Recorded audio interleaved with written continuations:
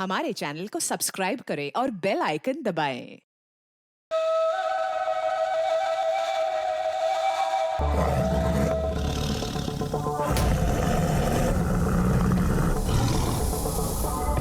मेरी बात तो सुनो।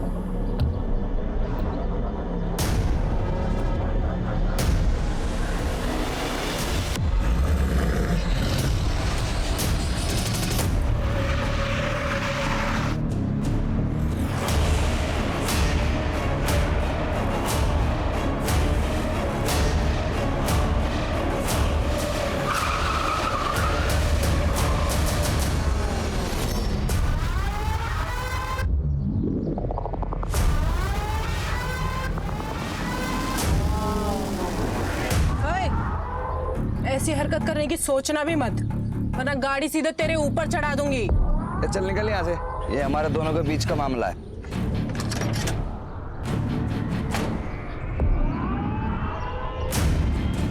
ये हमारे भी बीच का मामला है।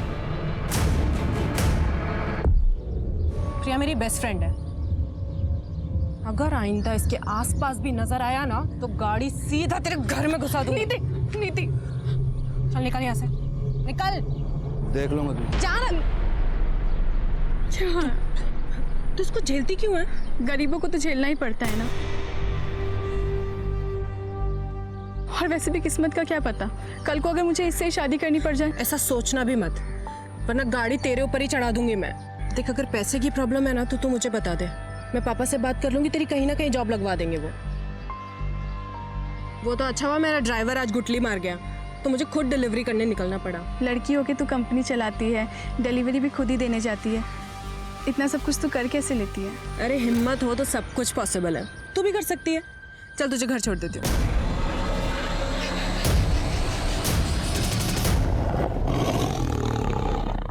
बहुत पुरानी कहावत है, गरीब पैदा होना आपकी गलती नहीं है, लेकिन गरीब मरना आपकी विफलता है।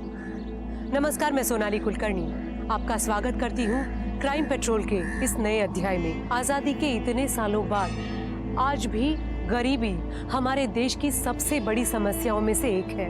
आज का हमारा एपिसोड भी ऐसे ही एक गरीबी और चाहत से जुड़े गुनाह की एक कहानी है।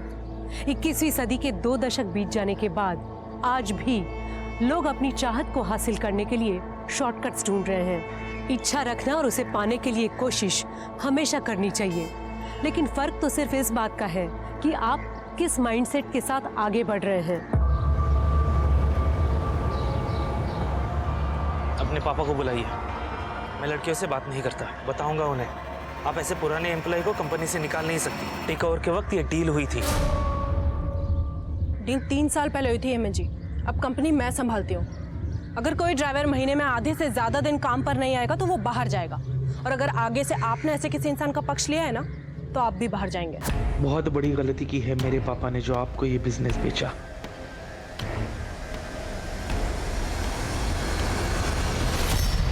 दीदी, आपके झगड़े फिर से चालू हो गए। अरे तो क्या करूं स्वाति, ऐसे लोग ऑफिस आकर लड़कियों को धमकाएंगे, उनको परेशान करेंगे, तो ऐसे लोगों को ऐसे ही हैंडल करना पड़ता है। अरे दीदी, तो पापा से बात करो ना, आप क्यों झगड़ा करते फिरते हो? नहीं नहीं, पापा को पहले ही 10 टेंशन है फैक्ट्री की। स्वाति मेरी बात सुन, पापा को कुछ भी नहीं बोलेगी, ठीक है? अरे बोला था ना आराम से काम करो।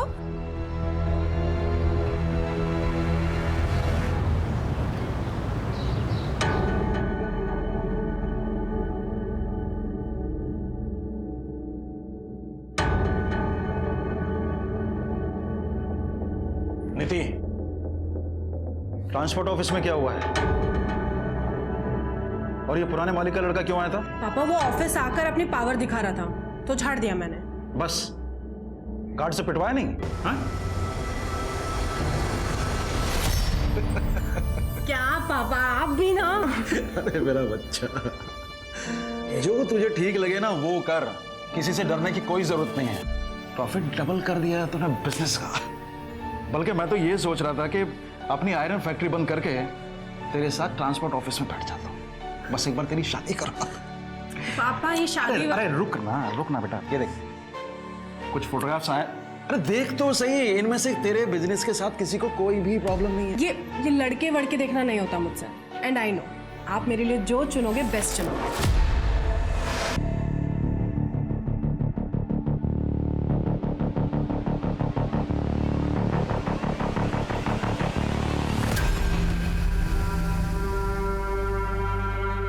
जलती है ना तू मुझसे, मेरे काम से, इसलिए बार बार मेरे काम में टांग अड़ाती है। जलन नहीं, चिंता है आपकी। ठीक है, करो जो आपके मन में है, लड़ो लोगों के साथ, कोई कुछ कर देगा किसी दिन तो। अपना मेकअप का कोर्स करने मुंबई जा और आइंदा मुझसे बात मत करना।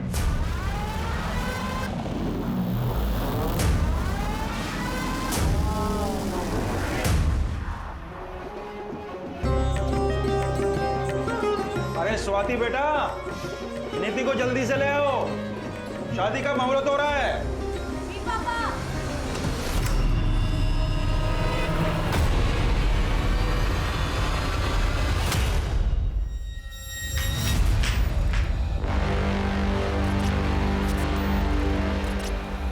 प्रिया, आप दीदी को लेके आएंगे प्लीज?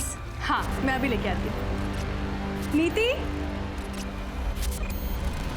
नीति, अंकल जी। क्या हुआ? स्वाति, अंकल जी, अंकल जी नीति कमरे में नहीं है। कमरे में नहीं है? मैंने बाथरूम में भी चेक किया, वहां पे भी नहीं है। अरे यहीं कहीं इधर उधर घर में होगी, तुम अंदर जाके देखो जल्दी। जाओ। नीति, नीति, नीति, नीति, नीति, नीति। बस कीजिए समझी जी, अब आप बता दीजिए कहाँ भगाया है अपनी बेटी को? क्या बकवास कर रहे हैं आप? मैं क्यों अपनी बेटी को उसी की शादी से भगाऊंगा? मैं सब समझ चुका हूँ कि आप क्या क्या कर सकते हैं। ये सब किया धरा आपका ही है, या तो आप यहीं बता दीजिए, नहीं तो पुलिस पूछेगी आपसे ये सवाल। सर, इतना इंतजाम करके खर्चा करने के बाद अपनी ही बेटी को उसी की शादी से भगाऊंगा मैं? क्यों? तो फिर निधि शादी के जोड़े में इतने सारे मेहमानों के बीच में से गायब कैसे हो गई? सर मैं बता रहा हूँ आपको, सब कुछ किया धरा इसी आदमी का है। कोई मालदार पार्टी मिल गई होगी इसको, इसलिए मेरे 20 लाख रुपए देने के लिए। क्या 20 लाख? क्या सर वो इसने कहा था कि 20 लाख कैश शादी में देगा। मतलब चीचा को 20 लाख रुपए नहीं मिले इसलिए चीचा रूठ गए। चलिए आपको 20 लाख रुपए दिलाते हैं, लेके जाओ इनको। अरे सर सर सर सर एक minute sir, sir sir cash है, नीति के कमरे के बाजू वाले कमरे में रखा है सर, लॉकर में। और समझी जी, आप गलत इल्जाम लगा रहे हैं हमारे ऊपर। कैसे बाप है आप? एक और बेटी को बिजनेस शुरू करके देते और फिर दूसरी ओर ये दहेज।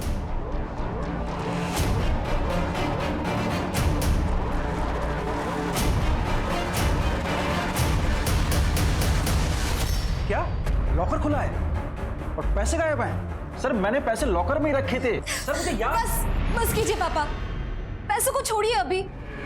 दीदी इंपॉर्टेंट है ना अभी।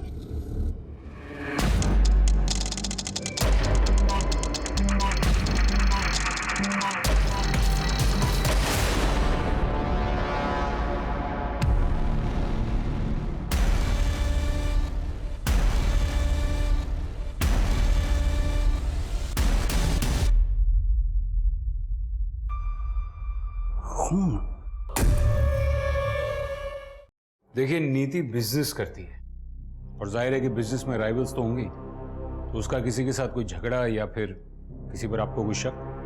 हेमंत हो सकता है, या फिर वो प्रिया का आशिक अभय। अभय और हेमंत वाली बात तो पुरानी हो गई है। तू ब्यूटी पार्लर के कोर्स के लिए मुंबई चली गई थी, तुझे कुछ नहीं पता है। सर वो आए दिन नंदू टेरिस पर आ जाता था। नंदू? जी, नीति के लिए उसका रिश्ता आया था। बताया गया था कि वो डॉक्टर है, लेकिन बाद में पता चला कि वो किसी अस्पताल में छोटी सी जॉब करता है, सिर्फ 30,000 रुपए कमाता है। तो मैंने रिश्ता कैंसिल कर दिया। इसी बात को लेकर पूरी फैमिली झगड़ा करने आती थी, और खास करके वो नंदू। तो क्या करता? नीति के पापा उससे बात तक नहीं करने देते थे, इसीलिए एक दफा बात करने के लिए टेरेस के थ्रू गया था। लेकिन इसका ये मतलब नहीं होता ना कि मैं नीति को उठा कर लेके जाऊंगा। मेरे हॉस्पिटल में मेरे बारे में पूछताछ कर लीजिए।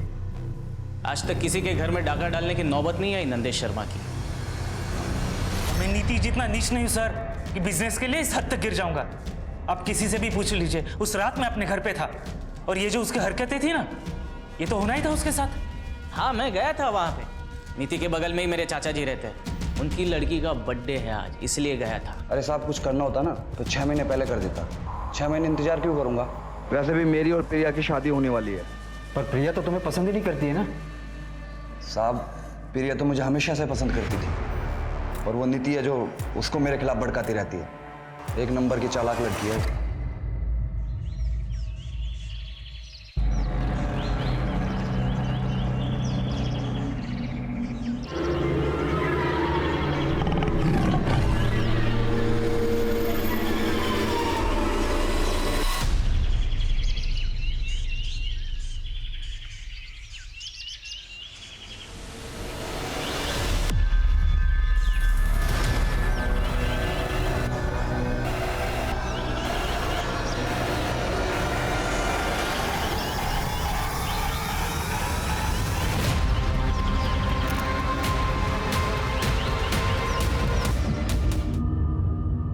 सर इसकी शादी होने जा रही थी, फिर ये शादी से ही गायब हो गई। फिर किसी ने इसे इतने बेरहमी से मार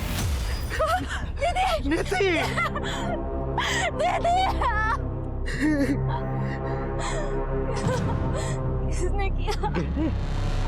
गहने कहाँ गए? सब 14-15 लाख से ऊपर के गहने थे।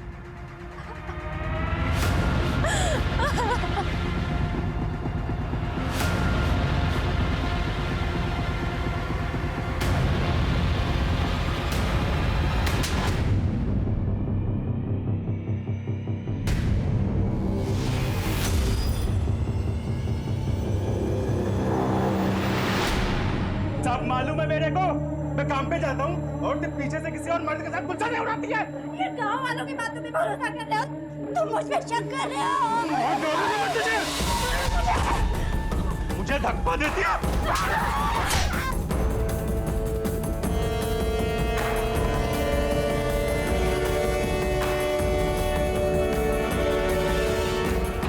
वो आशिक तेरी माँ को मार के भाग गया। सुन, जब हम बाहर थे वो खिड़की के रास्ते से घर में घुसा, कुल्हाड़ी से तेरी माँ को मारा और भाग गया। यही बोलेगा तू टेंशन मत ले, मैं सब ठीक कर दूंगा, ठीक है?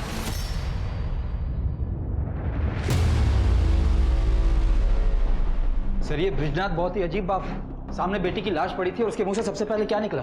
गहना। पांडे, अगर ये ब्रिजनाथ अपनी ही बेटी नीति को प्लान करके गायब करता है तो फिर ये नीति की लाश। एक काम करो, ये ब्रिजनाथ का फोन मंगवा। एक मिनट बताइए बात क्या है? मुझे मिलने दीजिए साहब से। एक मिनट मैडम, बोलिए क्या बात है? मेरा एक कुत्ता था साहब, एक रात वो घर नहीं आया, करीब 6 महीने पहले की बात है। आपके कुत्ते का और नीति का क्या कनेक्शन? 3 दिन तक मैंने उसे पूरे शहर में ढूंढा, पर मिली उसकी लाश ठीक उसी जगह जहां आपको उस दुल्हन की लाश मिली थी, और ठीक उसी तरह चीर-फाड़ करी हुई जैसे उस दुल्हन की थी। मतलब आप ये कहना चाहती कि वो दुल्हन और आपके कुत्ते का कातिल एक ही इंसान? एक ही है, पर इंसान नहीं, शेर।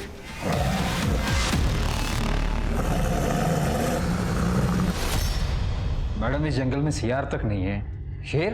मुझे मालूम था आप लोग ऐसे नहीं मानेंगे, इसीलिए। 1 मिनट। जीतू इधर आ। साहब ये जीतू है, वो रामदीन सिंह है ना, उसकी वर्कशॉप में काम करता था, जहां वो लकड़ी और रद्दी का काम होता है। अभी 3 महीने पहले इसने नौकरी छोड़ी है। जीतू बता ना साहब को, तूने उस दिन क्या देखा था? बता, डर मत बता। साहब उस रात ना बहुत बारिश हो रही थी, इसलिए मैं ना कारखाने में रुक गया था, और जब बारिश बंद हुई ना तो मैंने बड़े से जानवर की परछाई देखी। मतलब रात के अंधेरे में तूने परछाई देख ली? हाँ साहब, मतलब मेरा कि मैंने एक बड़े से जानवर को वहां से जाते हुए देखा। मैं इतना डर गया था ना, पूरी रात में कारखाने में रुका, और उसके बाद मैंने कुत्ते की चीख सुनी। बेटा बारिश तो बहुत हुई थी ना उस रात, है ना? तो जमीन तो गीली हो गई होगी, तो दूसरे दिन सवेरे तुझे शेर के पंजों के निशान नहीं दिखे? बोल। कुछ भी हो जाए आप लोग तो मानेंगे नहीं, क्योंकि शेर को पकड़ना तो आप लोगों के बस में है नहीं। जीतू चल, इन्हें बोलने का कोई फायदा नहीं, ये हमारी बात पे विश्वास नहीं करेंगे। सर ये रिपोर्ट आ गया। हाँ, ये क्या नया ट्रैक है पांडे? शेर? सर ये सरिता जी अकेली रहती हैं तो शायद मनगढ़ंत कहानियां बनाती होंगी। सर मेन प्रॉब्लम तो यहाँ है फॉरेंसिक रिपोर्ट पे। हमें टेरेस पे जो ब्लड मिला था वो लड़की का है ही नहीं। तो हमारे किसी सस्पेक्ट का होगा। नंदू और बाकी सस्पेक्ट से मैच करवा। जी सर। अलमारी में कोई फिंगरप्रिंट्स नहीं मिला। हाँ तो पांडे ऐसा हो सकता है कि जो आया था वो ग्लव्स पहन के आया हो। तो मुझे ये बताओ ना कि पोस्टमार्टम रिपोर्ट में क्या है? सर पोस्टमार्टम रिपोर्ट में तो एक अजीब बात सामने आई है। नीति की बॉडी पर जो घाव थे उसमें लकड़ी का चूरा मिला है। लकड़ी का चूरा? इसका मतलब है जो मर्डर वेपन है वो लकड़ी काटने के काम आता है। पांडे, ये सरिता जी जो अभी आकर गई वो किसी रामदीन के बारे में बात कर रही थी, जिसकी कुछ लकड़ी काटने की और रद्दी की वर्कशॉप। जी सर। चलो इस रामदीन से मिलकर आते हैं। कमाल करते हैं साहब, डेड बॉडी पे लकड़ी का भूसा मिल गया और आप सीधे हमारे वहां चले आए। हम बंद कर, बंद। सिर्फ इसलिए नहीं आए, हम इसलिए भी आए हैं क्योंकि वो बॉडी आपके इस वर्कशॉप से सिर्फ 200 मीटर की दूरी पर मिली है। तो हमारा क्या लेना देना है ब्रिजनाथ की बेटी से साहब? वो सरिता सही कह रही है, ये शेर नहीं किया है। वो दुल्हन को और कौन मारेगा साहब? आप लोग भी ना। आपके वर्कशॉप में इस्तेमाल होने वाले औजार कहाँ है वो? सब औजार का वो हिसाब हमारा सुपरवाइजर रखता है। हेमंत, हेमंत साहब, हेमंत। हाँ सर। तुम? आप जानते हैं इसे? हाँ। तुम यहाँ क्या कर रहे हो? सुपरवाइजर की नौकरी कर रहा हूँ, और क्या कर रहा हूँ? उस नीति ने बर्बाद जो कर दिया मुझे।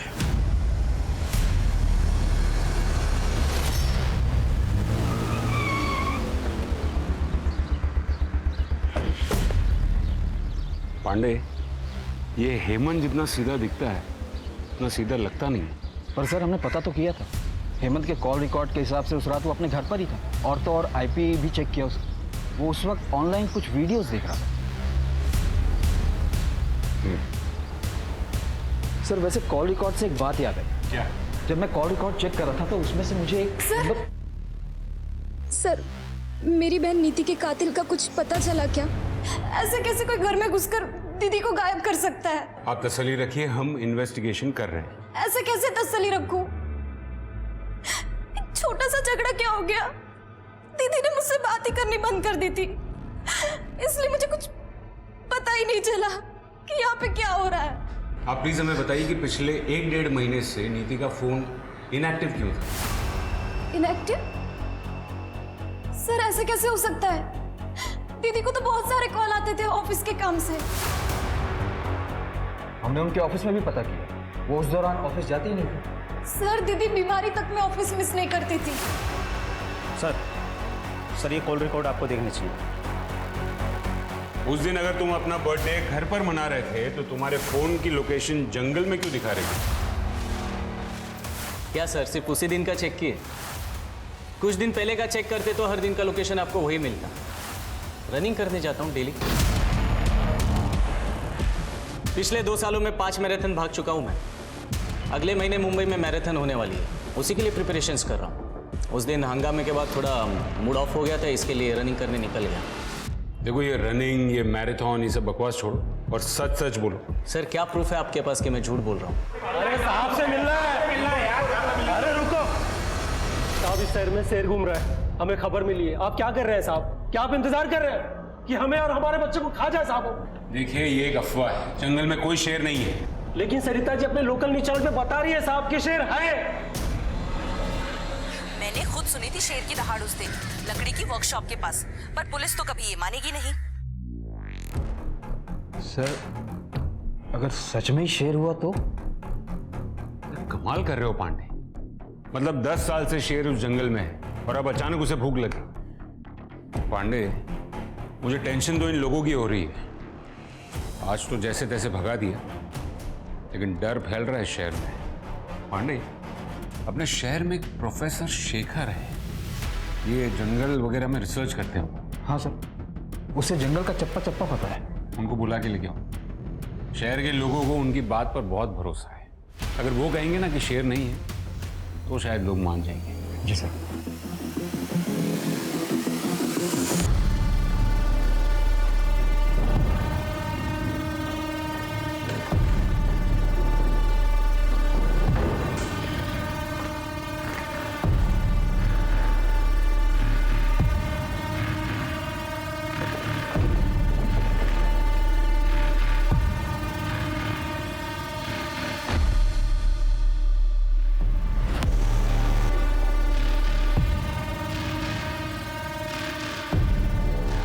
मेहनत से बिजनेस सेटल किया है। घर के काम नहीं कर पाऊंगी, ऑफिस जाना पड़ता है रोज।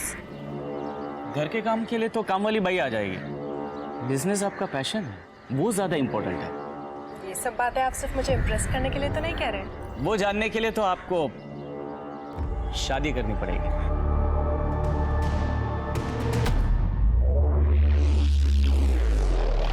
10 साल से चल रही है शेर की कहानी। एक सर्कस कंपनी आई थी, उनके पास शेर तो था नहीं, लेकिन उन्होंने पूरे शहर में ढिंडोरा पीट दिया कि शेर का खेल दिखाएंगे।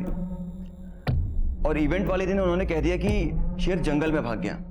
तब से लोगों को लगता है कि जंगल में शेर है। प्रोफेसर साहब, अगर जंगल में शेर नहीं है तो फिर ऐसा कौन सा जानवर है जो इंसान की जान ले सकता है? सर ऐसा कुछ भी नहीं है। इतने सालों से मैं पेड़ों की गैर कानूनी कटाई के खिलाफ लड़ाई लड़ रहा हूँ और इसीलिए इस जंगल का चप्पा चप्पा जानता हूँ मैं। और जितना मैं लोगों को समझाने की कोशिश करता हूँ कि जंगल में कोई शेर नहीं है, उतना ही मेरी बुआ लोगों को आकर बोलती है कि इस जंगल में शेर है, शेर है। बुआ? हाँ सर, सरिता जी मेरी बुआ हैं। वो मेरी बात समझती ही नहीं है। लेकिन खैर, अगर आप कह रहे हैं तो मैं पूरी कोशिश करूंगा कि लोगों को समझा पाऊं।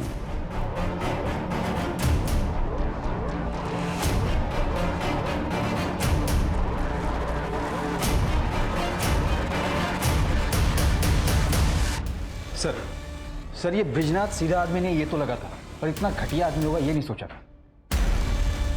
ये देखिए उसके फोन से क्या हुआ।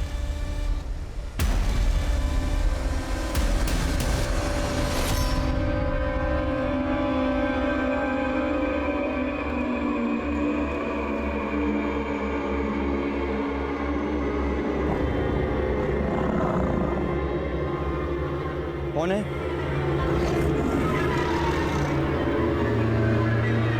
कौन है?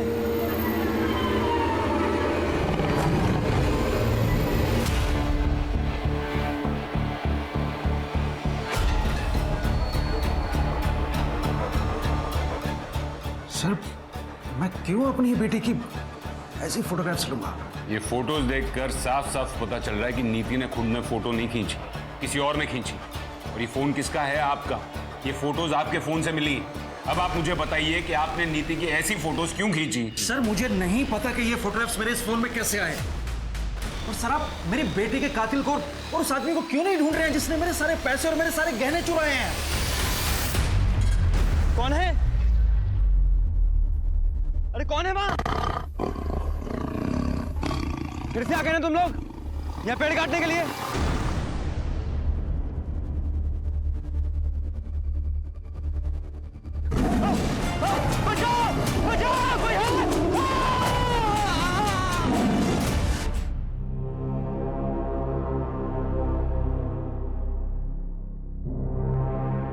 ऐसे क्या देख रही है?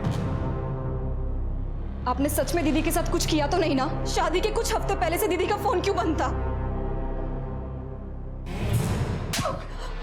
तेरी हिम्मत कैसे ही मुझसे ऐसी घटिया बात करने की? और उसका फोन बंद नहीं था तो उससे बात नहीं करनी थी।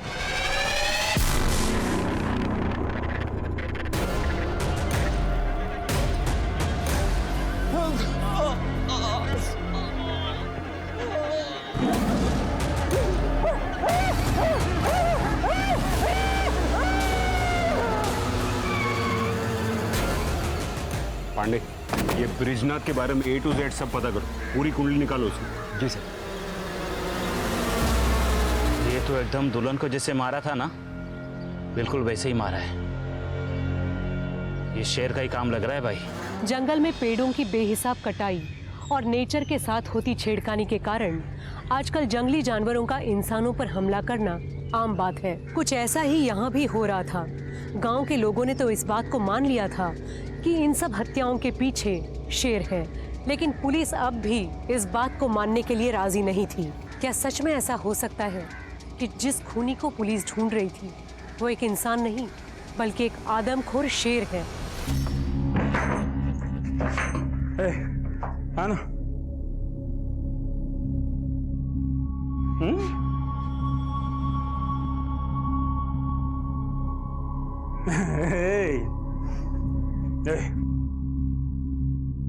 तेरे को बोला था ना, सब ठीक कर दूंगा मैं। एक बार फिर से अपना घर बस रहा है। ये तेरे माँ जैसी नहीं है, बहुत ख्याल रखेगी तेरा। है चल जा बाहर खेल, है चल, और दरवाजा बंद कर लेना। हाँ हाँ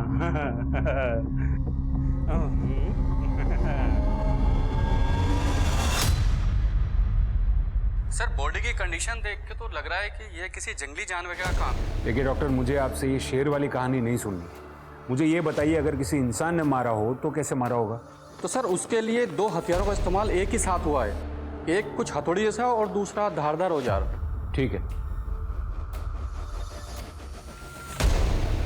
सर दुल्हन की बॉडी पर से जेवर गायब थे। अब ये काम शेर का तो नहीं हो सकता ना? पर सर शेखर की बॉडी पर ना जेवर थे ना पैसे, फिर कोई आदमी उसे क्यों मारेगा? सर कहीं सच में कोई शेर तो नहीं जो जंगल से नदी पार करके इस तरफ आया हो? पांडे, नदी के पार जंगल नहीं गांव है, और फोकस शेर पे नहीं इस पे करो। 3 साल पहले शेखर ने रामदीन के खिलाफ इलीगल पेड़ की कटिंग को लेकर कंप्लेंट दर्ज की थी। मतलब रामदीन के पास शेखर को मारने का मोटिव था, लेकिन उसने अपने वर्कशॉप के पास ही क्यों मारा? सवाल ये नहीं है पांडे, सवाल ये है कि रामदीन ने शेखर को मारने में 3 साल क्यों लगा दिए? या फिर ऐसा हो सकता है कि नीति और शेखर ने रामदीन को एक साथ देख लिया हो पेड़ काटते हुए, इसलिए उसने नीति को भी मार दिया। सर इस रामदीन को उठा लो? नहीं, अभी नहीं, फिलहाल उसके खिलाफ सबूत इकट्ठा करने होंगे। एक काम करो, रामदीन की पास्ट और प्रेजेंट की पूरी हिस्ट्री निकालो और देखो कोई ऐसा मिलता हो जिसे वर्कशॉप के अंदर की सारी डिटेल्स पता हो। सर वो जीतू था ना जो रामदीन की वर्कशॉप में काम करता था? मैं कह रहा था मैं नहीं आ पाऊंगा इस बार त्योहार पे। यहाँ पे एक अजीब सा मर्डर का केस आया है। पर भैया देखो ना, कुछ हो सकता हो तो। नहीं हो पाएगा, एक दुल्हन का मर्डर हुआ है ना, वो भी बड़ी अजीब तरीके से, पूरा चीर फाड़ दिया उसको। एक दुल्हन के मर्डर का केस हमारे थाने में भी आया था कुछ 1 साल पहले, सेम वैसे तरीके से उसे भी चीर फाड़ दिया गया था और आज तक ये केस सॉल्व नहीं हो पाया। शेर की बात ही हो रही। सर मेरा भाई श्याम मेरे गांव पालिका एक कांस्टेबल है, तो सर उसके थाने में भी सेम केस आया था जो अभी तक सॉल्व नहीं हुआ है। सर शेर का तो पता नहीं, लेकिन मर्डर जो है लगभग सेम तरीके से ही हुआ है। और सर जिसका मर्डर हुआ था ना, वो एक दुल्हन ही थी। कब हुआ था ये? और उस केस की और कोई डिटेल्स हैं? सर करीब 1 साल पहले की बात होगी, लेकिन सर दुल्हन की आइडेंटिटी अभी क्लियर नहीं हुई है। ठीक है, वहाँ के ऑफिसर से बात करवाओ। जी सर। साहब वो ब्रिज जी के यहाँ पे ज़्यादा पैसे मिले थे मुझे, इसलिए मैं वर्कशॉप पे नौकरी छोड़ दी थी। और वहाँ पे शेर का भी तो खतरा था ना साहब। मेरे सामने शेर की बात मत करना, समझा? अच्छा मुझे बता कि तेरे वर्कशॉप पे कोई अक्सर रामदीन को मिलने आता था क्या? हाँ, हफ्ते में 1 दिन उनसे कोई तो मिलने आता था। उस दिन सबके जाने के बाद साहब वर्कशॉप में अकेले रुकते थे। साहब उस दिन मैं अपना झोला भूल गया था, इसलिए वापस लेने गया था। क्या कर रहे थे इधर? मेरी छुट्टी हो गई ना? साहब मेरा झोला भूल गया था मैं यहाँ पे। हो गया ना? चल निकल। हाँ गया वो, आ जाओ। कौन था वो? साहब मैं ज्यादा कुछ नहीं देख पाया था, रामदीन जी ने मुझे भगा दिया था वहां से। सर एक मिनट। सर ब्रिजनाथ के मोबाइल में जो फोटो मिले थे उन्हें इनलार्ज करवाया। सर ये फोटो में देखिए किसी का रिफ्लेक्शन दिख रहा है, नीति की फोटो खींचते हुए। ये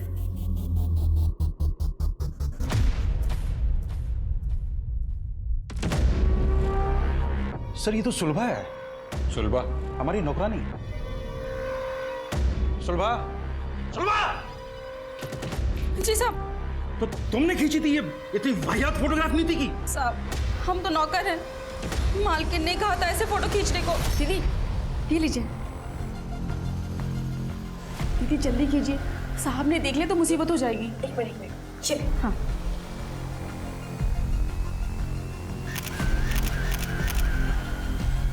पर दीदी के पास खुद का अपना फोन था, तो पापा के फोन से क्यों खिंचवाएंगी? मालिक ने 1.5 महीने पहले फोन छीन लिया था। छीन लिया था? ये घर में क्या चल रहा था पापा? कुछ नहीं चल रहा था। मैं आपकी थोड़ी मदद कर देता हूँ। यहाँ आने से पहले हमने आपके सारे अकाउंट्स चेक किए। पिछले कुछ महीनों में क्रेडिट कार्ड से काफी शॉपिंग की है आपने, फ्रिज, टीवी, वॉशिंग मशीन। अरे पर किसके लिए? घर में ऐसा कुछ नया तो आया नहीं है। आपके घर के लिए नहीं, इन सारी चीजों की डिलीवरी प्रिया के घर पे हुई थी। प्रिया नीति की दोस्त।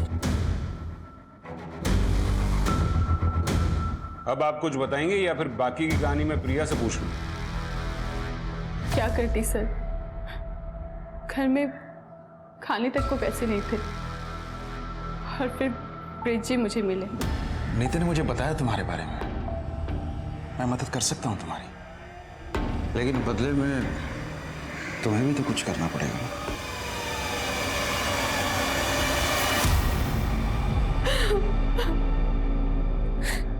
मेरे पास और कोई रास्ता नहीं था सर। और नीति को ये बात कब पता चली?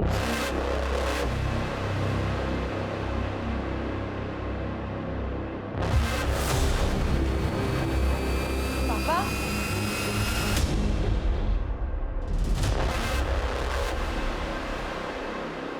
और जब नीति ने आपकी इस हरकत का विरोध किया तो आपने उससे उसका फोन छीन लिया, उसका ऑफिस जाना छुड़वा दिया। वो अपने बाप से बदतमीजी कैसे कर सकती थी? और बच्चों को संस्कार सिखाने के लिए ना ऐसे कदम उठाने पड़ते हैं। संस्कार नहीं, डर। इस बात का डर कि कहीं आपकी काली करतूत जमाने के सामने ना आ जाए। और आपको लगा होगा कि शादी के बाद तो आप नीति जैसी कॉन्फिडेंट लड़की को रोक नहीं पाओगे। तो पापा, आपने दीदी को इसलिए शादी वाले दिन भी आप सब प्रिपरेशन छोड़ के आधे घंटे के लिए कहीं चले गए थे और आते ही आपने दीदी को बुलाने के लिए कहा था। फूल लाने के लिए गया था, पंडित जी ने अचानक से फूल लाने के लिए बोल दिया था। तो आपने अपनी प्रिया को कहा होगा कुछ करने के लिए। नहीं, ब्रिजी ने मुझे कुछ नहीं कहा था। नीति मुझसे नफरत करने लगी थी। कई बार तो उसने मुझे थप्पड़ भी मारा था, लेकिन मैंने उसे कुछ भी नहीं कहा और कहती थी किस मुंह से मुझसे ये सब कुछ और झेला नहीं जा रहा था, इसलिए मैंने अभय से शादी करने के लिए हाँ कह दिया। सर, वो गांव से ऑफिसर का फोन। हाँ जी, मुझे वो दुल्हन वाले मर्डर केस की डिटेल्स चाहिए थी। हाँ सर, एक फ़ोन मिला था उसके पास से, लेकिन वो बहुत ही डैमेज था और लॉक भी था। बहुत टाइम लग गया उसको ठीक करने में और अनलॉक करने में। अब करीब 1 साल के बाद अनलॉक हुआ तो पता चला कि वो यहीं गांव के पास ही रहती थी। दुल्हन की फैमिली का कहना था कि उस लड़की का किसी के साथ चक्कर चल रहा था, लेकिन किसके साथ वो हमें पता नहीं। Thank you very much. और कोई डिटेल्स मिले तो हमारे साथ शेयर कीजिएगा। Okay sir. मेरा पूरा परिवार बिखर गया। सर, प्लीज बता दीजिए कौन है मेरी दीदी का कातिल? पापा? देखिए, हमने पता लगाया आपके पिताजी वाकई में फूल लेने गए थे। तो फिर और कौन रह जाता है? नीति का बॉयफ्रेंड। बॉयफ्रेंड? नहीं सर, ये हो ही नहीं सकता। दीदी का फोकस सिर्फ बिजनेस पे ही था और दीदी तो ये शादी से भी बहुत खुश थी। तो फिर एक जवान लड़की ऐसे फोटोज किसके लिए क्लिक करेगी? हमने फोन भी चेक किया, हमें कोई नंबर नहीं मिला। शायद वो इंटरनेट कॉलिंग से बात किया करती थी। और इस केस में ये पॉसिबल है कि घर से चोरी नीति ने या फिर नीति और उसके बॉयफ्रेंड ने मिलकर की थी। पैसे दीदी ने नहीं चुराए थे, मैंने चुराए थे। मुझे अपना ब्यूटी पार्लर खोलने के लिए पैसे चाहिए थे और पापा को मुझ पे भरोसा ही नहीं था और दीदी मुझसे बात ही नहीं कर रही थी।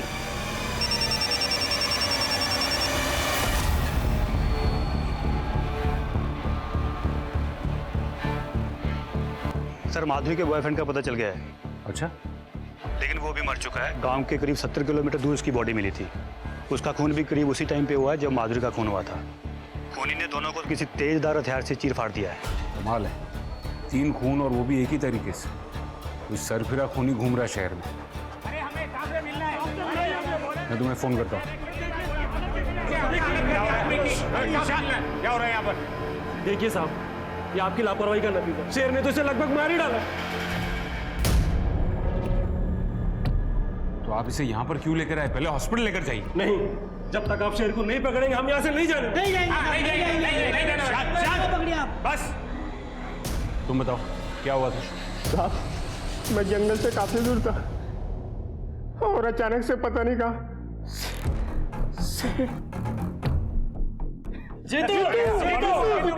देखिए, आप लोग विश्वास रखिए, हम आज के आज ही जंगल विभाग से बात करेंगे, लेकिन आप प्लीज इसे पहले हॉस्पिटल लेकर जाइए। पांडे जी साहब। 2-4 लोग गांव के मरेंगे नहीं ना जब तक।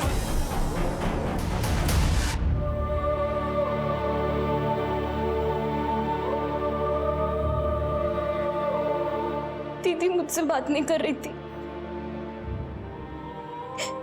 तो मैंने क्यों कोशिश नहीं की उनसे बात करने की? दीदी इतनी मुसीबत में थी, उनको मेरे साथ की जरूरत थी और मैं इतनी सेल्फिश हूं कि सिर्फ अपने सपनों के पीछे दौड़ती रही। अगर मैं दीदी के साथ होती तो आज दीदी मेरे साथ मेरे रहते हुए घर मर्द को देखती तू? छोड़ दे, तू क्या खरीद के लाया है मुझे? सबको बता दूंगी कि तूने अपनी पहली बीवी को कैसे मारा है। पूरी दुनिया को बताएगी। 4 दिन हुए नहीं, इतना लगा हो गया। मैं तेरा बाप दिन रात कोशिश करता हूँ सब कुछ ठीक हो जाए, और तू उसकी मदद कर रहा है। सर डॉक्टर ने बताया कि जीतू को किसी शेर ने नहीं बल्कि जंगली कुत्ते ने काटा था। मुझे पता था, वो घबरा गया इसलिए देख नहीं पाए। सर जब तक हम नीति और शेखर के कातिल को इनके सामने नहीं लाएंगे ये लोग हमारी बात नहीं मानने वाले। सर वो रामदीन के बारे में पता करने के लिए बोला था ना सर आप। सर पता लगा कि वो भी मेरे गांव पाली से है। एक बात और सर वो दुल्हन का जो मर्डर हुआ था उस केस की इन्वेस्टिगेशन से एक बात साफ जाहिर होती है, 6 साल पहले भी सेम तरह से मर्डर हुआ था सर वहाँ पर। किसका? वो भी एक दुल्हन थी क्या? नहीं सर, वो एक आदमी था। इनफैक्ट जिसका मर्डर हुआ था वो खुद एक खूनी था। मतलब 6 साल पहले उस आदमी का खून उसी तरह हुआ था? मतलब एक सिरफिरा कातिल 6 साल से घूम रहा है, न जाने उसने कितने कत्ल किए होंगे। सर रामदीन हो सकता है। अच्छा जो मरे हैं उनकी फैमिली में और कौन कौन है? एक बेटा है सर। उस बेटे को ढूंढो, शायद उस बेटे ने उस खूनी को देखा हो। Hello police station, gold coin jewellers कहाँ से बोल रहा हूँ? हाँ जी बोलिए। आपने जो चोरी की हुई ज्वेलरी की फोटोज हमें भेजी थी उसमें से कोई एक मेरे यहाँ पे बेचने के लिए आया हुआ है। कस्टमर को मैंने बातों में लगा रखा है, अंदर बैठी हुई है। आप लोग थोड़ा जल्दी आइए, वैसे भी बच्ची है। वो नेकलेस मेरा नहीं है, वो नंदू भैया का है। नंदू भैया ने एक डब्बे में छुपा के रखा था, मैंने निकाल लिया। मुझे लगा कि मेरा बर्थडे का गिफ्ट है। मैंने कुछ नहीं किया सर, मैंने कुछ नहीं किया। बहुत घुमा लिया पुलिस को, अब मुंह खोल और सच बता। कैसे भगाया नीति को, कैसे उठाया? बोल। बताता हूँ सर। सर मैंने नीति को नहीं उठाया सर, वो खुद आई थी मेरे पास। हम दोनों एक दूसरे से बहुत प्यार करते थे सर। मैंने कुछ नहीं किया सर, बिलीव मी। लेकिन जब उसके पापा ने मेरा और नीति का रिश्ता तोड़ दिया तब मैंने तो उम्मीद ही छोड़ दी थी। लेकिन एक दिन खुद नीति ने मुझे फ़ोन किया था, ये कुछ 3-4 महीने पहले, और उसी के बाद हम लोग छुप छुप कर मिलने लगे थे सर। और वो खुद अपने फोटो तुझे भेजती थी?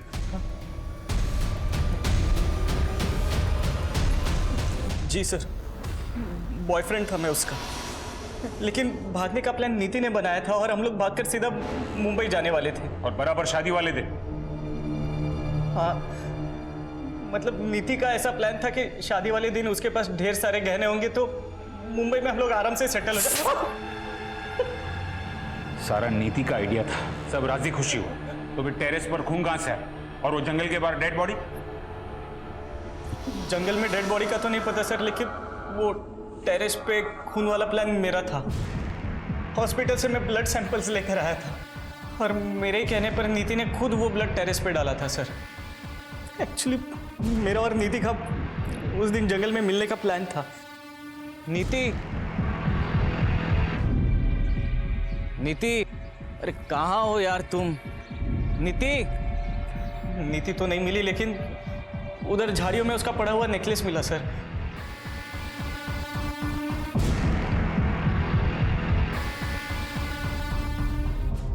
मेरा विश्वास कीजिए सर, उस दिन जंगल में क्या हुआ मुझे कुछ नहीं पता सर। उस दिन जंगल के आसपास तू अकेला ही था और कोई नहीं था। तुमने जरूर किसी को देखा होगा। नहीं सर, मैं अकेला नहीं था, मतलब और भी कोई था वहां पर। दूर से उसकी शक्ल देख तो नहीं पाया, लेकिन हाँ वो लंगड़ा कर चल रहा था। शायद उसके पैर में कोई तकलीफ थी और वो रामदीन की वर्कशॉप की ओर जा रहा था सर। सर रामदीन के वर्कशॉप में कौन कितने बजे आता जाता है ये सुपरवाइजर हेमंत को जरूर पता हो। अच्छा, वो जिसके पाँव में दिक्कत है सर, वो तो टेम्पररी ड्राइवर था जिसे कुछ सामान लाने के लिए भेजा था। क्या नाम है उस ड्राइवर का? सर सुखबीर, जिसे उस नीति ने काम से निकाला था। मैंने कुछ नहीं किया सर, वो तो मेरी किस्मत ही खराब, जो उस वक्त मैं फैक्ट्री गया था कुछ काम से।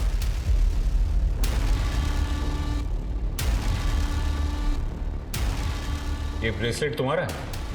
हाँ साहब। नया लिया? हाँ साहब। पुराना कहाँ है? पुराना मैं दिखाता हूँ। ये तुम्हारा ही है ना?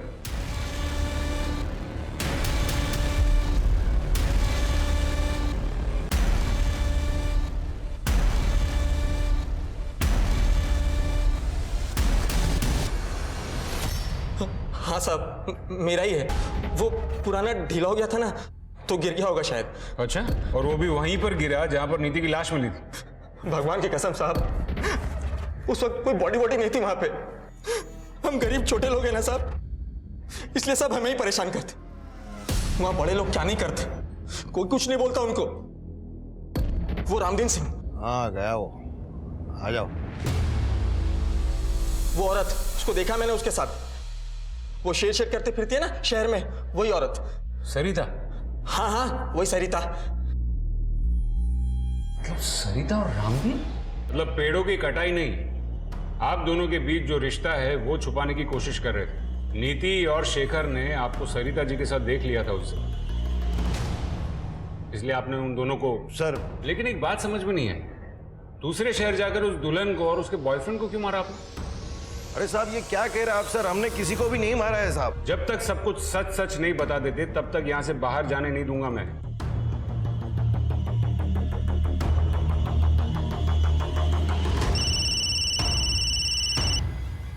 हाँ गुप्ता बोलो। सर उस बच्चे का पता किया है हमने यहाँ से। सर उसके हिसाब से वो बच्चा करीबन 1 साल पहले इसी कंस्ट्रक्शन साइट पे काम कर रहा था, लेकिन अभी वो यहाँ काम नहीं कर रहा है। लेकिन सर एक बात और पता चली है, वो दुल्हन माधुरी जिसका मर्डर हुआ था वो यहीं आसपास किसी स्कूल में काम करती थी, और सर उस बच्चे का घर भी इसी स्कूल के आसपास ही है। तो क्या इस माधुरी का उस बच्चे के साथ कोई कनेक्शन, या फिर उसके बाप के साथ कोई कनेक्शन? सर इतना तो नहीं पता, पर यहाँ पे एक गार्ड है, उसने बताया कि वो उस बच्चे को जानता था जब वो बच्चा यहाँ काम किया करता था। गुप्ता मैं एक काम करता हूँ, यहाँ डिस्ट्रिक्ट से एक स्केच आर्टिस्ट भिजवा रहा हूँ, उसका स्केच निकलवाओ। Right sir.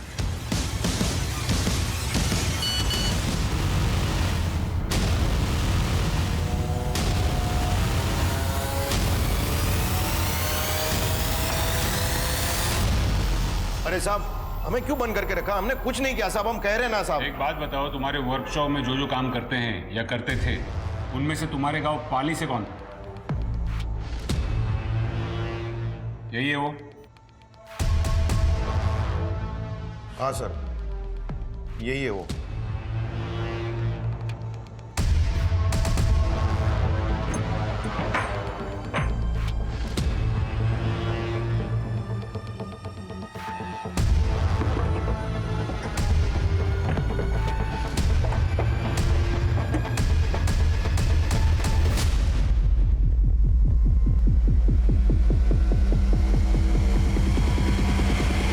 सर ये लोगो इस गांव में कई जगह देखने को मिलेगा।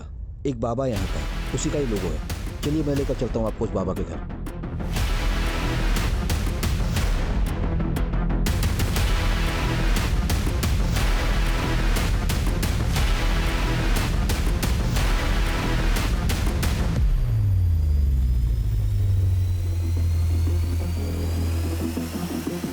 तुझे रामदीन ने इसीलिए काम पे रखा था ना, क्योंकि तू उसके गांव से? हाँ रखा था तो साहब। और तुझे नौकरी सिर्फ इसीलिए करनी थी ना कि एक अच्छी सी लड़की से शादी करनी थी? साहब शादी करके घर तो बसाने हैं ना हमें भी।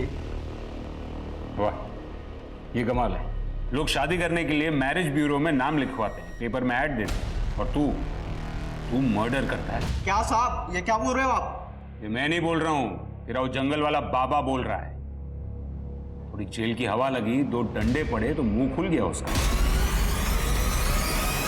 साहब मैं शादी करके ना सिर्फ घर बसाने वाला था। वो माधुरी थी ना, उससे बहुत प्यार करता था मैं, लेकिन उसने क्या किया, घर से भागने के लिए मेरा ही इस्तेमाल किया। किसके लिए? उस फालतू लड़के के लिए। मार दिया उसे, उसके बाद उसके यार को भी। हाँ मैं घर से जल्दी निकलकर जंगल में तुम्हारा वेट करूंगी। हाँ तुम लेकिन लेट मत होना। हाँ सारे गहने लेकर आ रही हूँ, पहने हैं मैंने, तुम जल्दी आना बस।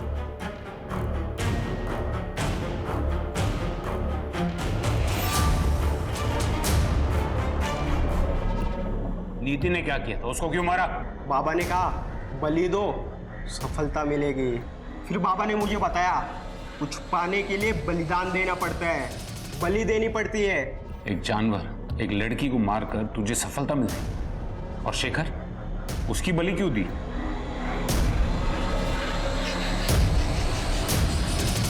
आओ वो शेखर अगर उस दिन बीच में ना आया होता ना तो हमारी प्रक्रिया पूरी हो जाती है।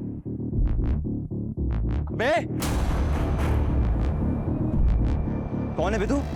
और ये यहाँ क्या कर रहे हैं?